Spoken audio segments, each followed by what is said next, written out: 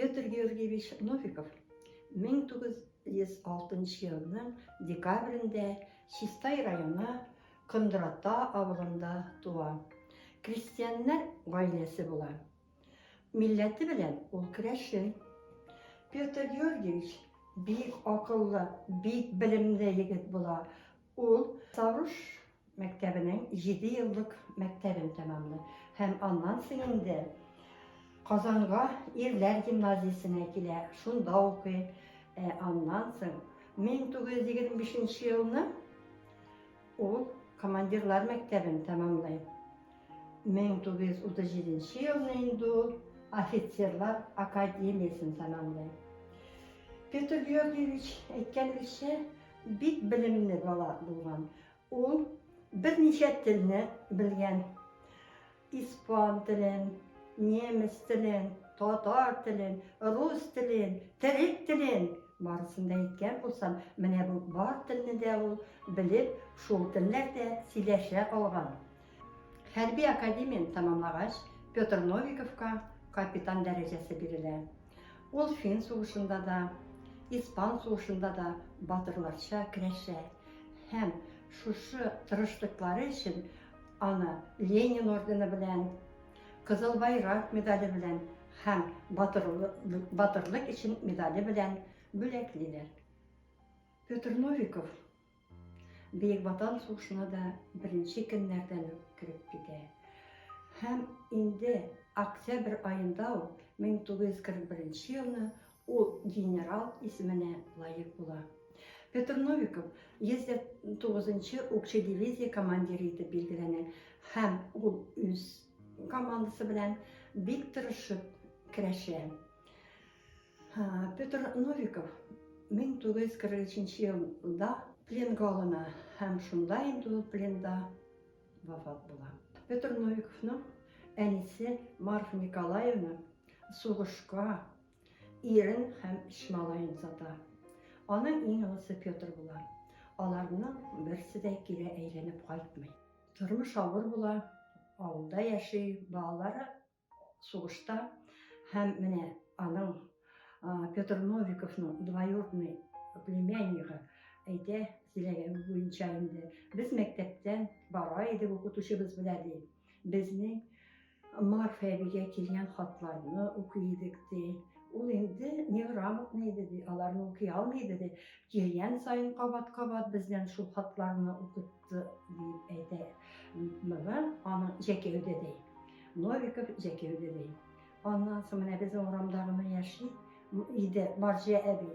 Менә ул аның хатирәләре, истәлекләре инде бу. Ул әйтә, Питер Жирак дәдәй нәнәй әйтә иде дип әйтә. Питер Жирак дәдәгез менә сиңа 6 ай иде, иң соңгы тапкыр кайтканда. Син бишектә идең, ул сине уйнатып, тирбәтте. Нәнәй, гел шуны искә алды инде. Син Питер Жирак дәдәң дә тирбәтте дип, миңа гел шуны әйтә иде дип әйтә иде. Аның турында хатирәләр күп инде, истәлекләр. Менә аның буенча безнең авылның сугыш ветераны хәзер вафат инде Иванов Николай Павлович. Аның әйтүе инде безгә мәктәпкә килгәч тә сөйләйде инде. Мин сугышта менә без газета килде безгә. Газетада хәзер укый, монда югары Кындырата авылыннан Петр Новиковның ничек батырларча көрәшкәне турында язылган. Нинди дәрәҗәләргә җиткәне. Мин уйлыйм, безнең авылда бит моны белүчеләр бик әз дип, тизрәк авылга хәбәр җибәрдем.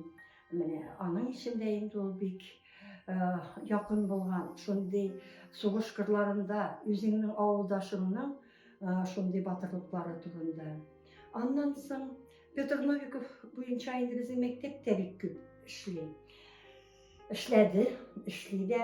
Мәктәп директорыбыз Елизавета Ивановна безнең музейны җитәкли һәм инде ул тарих укыта. Ул бик күп эзләнүләр алып барды. Бик күп перепискалар бездә. Төрле җирләргә хатлар язып. Менә фәнни конференцияларда катнашып, менә Елизавета Ивановна Садыков Илнур дигән укучы белән мы помним, мы гордимся дигән фәнни конференциядә катнашты. Шулай ук укучылар тагын Димитров Алсу, улица, на котором я живу, дигән тема белән фәнни конференциядә катнашты. Әйе, Новиков туган урам инде ул.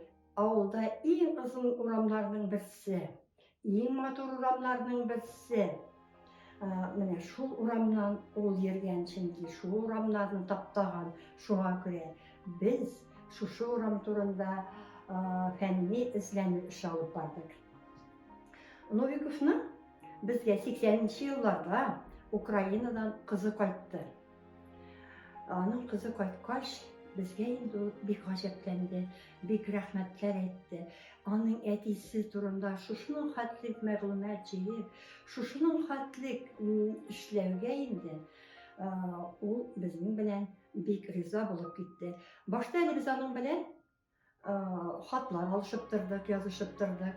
Но аннары әкертенләп безнең аралашу бетте, чөнки Украина уже белән аралашулар ераклашты. Әйтәлмибез бүгенге көндә инде ул исән икәнен дә әйтәлмибез. Вакыты буенча инде ул, наверное, бәлки исән дә түгелдер. Тагын безнең авылда анарга менә безнең мәктәбебездә укытучылар кеше белән памятный доска куелды.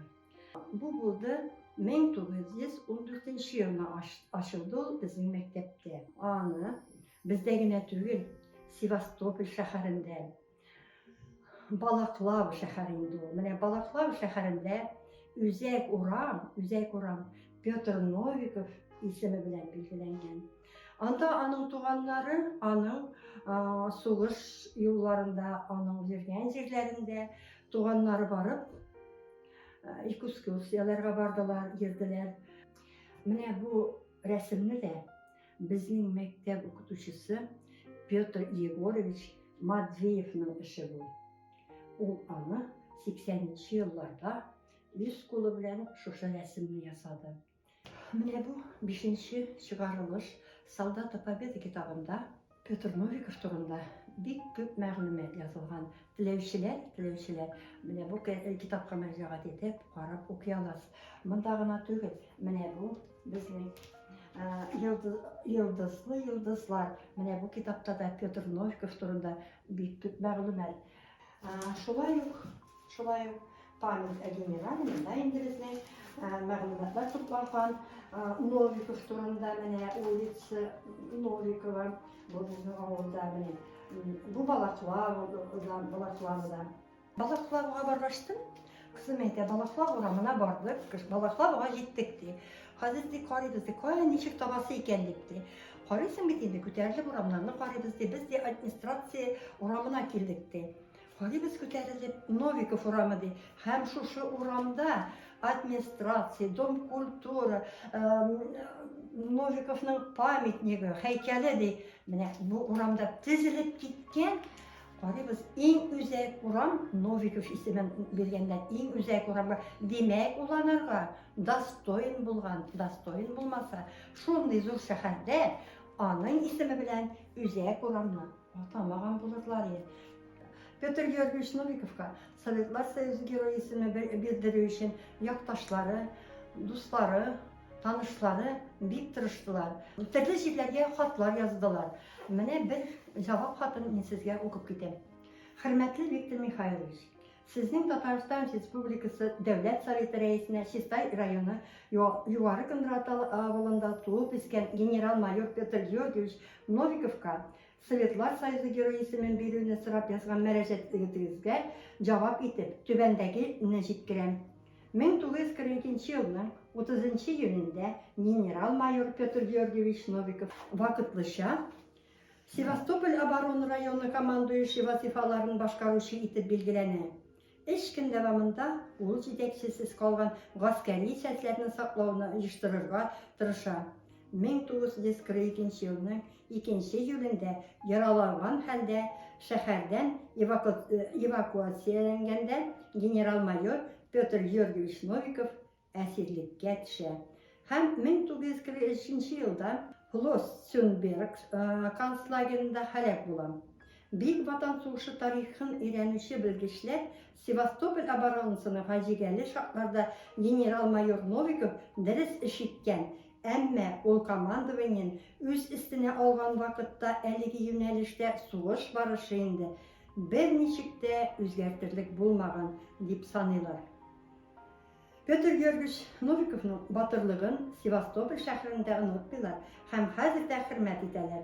Sevastopol'un Balaklava rayonunda oram anın ismin yette 1980 yılının 23 martında anda Pötr Georgievich Novikov'a heykep koyulgan skulptörü Sukhanov. Elbette Büyük Vatan Soğuşu'nda devamında bigrek de Sevastopol оборонасында zor batırlıklar göstergen, esirlikte de faşistlarga karşı güreşken kahraman yaktaşımızın ismi мәңгілік hürmetke layık. Әмма Sovetlar Soyuzu tarqalgandan soň Sovetlar Soyuzu Geroyi ismi verilmey. Mene şunday cevap aldık. Biz indi hazırki günde de anar Sovetlar Soyuzu Geroyi ismin bergenini tiler edik, sırar edik.